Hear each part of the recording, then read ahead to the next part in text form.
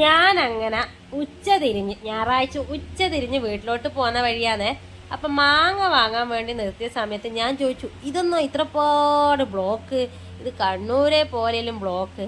അപ്പം അവര് പറഞ്ഞു ബാങ്കിന്റെ എന്തോ ഇതാന്ന്, പിന്നെ എന്തോ പൈസ കൊടുക്കുന്നുണ്ട്, അതായത് മറ്റേ എന്തോ മെമ്പേഴ്സിനൊക്കെ ഒരു പൈസയൊക്കെ കൊടുക്കുന്നില്ലേ, ആ ഒരു പരിപാടിയാണ്. മൊത്തം ബ്ലോക്കായിരുന്നു.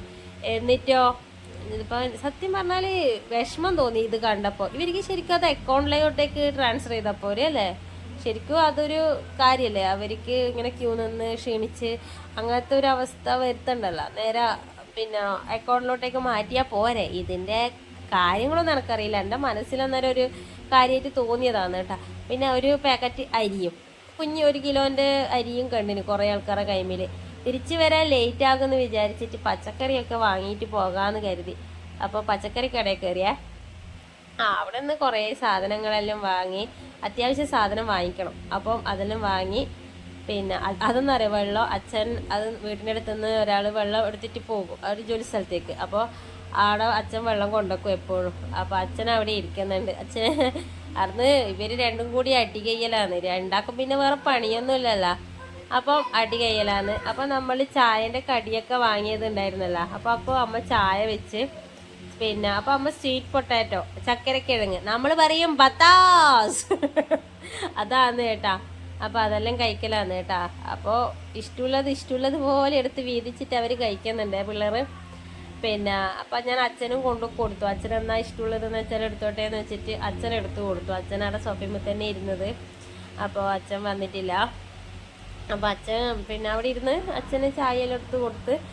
പിന്നെ അപ്പോഴേക്ക് ഏച്ചി വന്നു കേട്ടാ. ഏച്ചി പിന്നെ വന്നു. അവർ പിന്നെ കുറേ നേരം കഴിഞ്ഞ് പിന്നെ വീഡിയോസ് ഒന്നും എടുത്തില്ല. പിന്നെ വർത്താനം പറയാൻ നിൽക്കുമ്പോൾ എന്ത് വീഡിയോസ് അല്ലേ, മറന്നുപോയി. അപ്പോൾ ഏട്ടനവരൊക്കെ തിരിച്ച് പോക്കായി കേട്ടാ.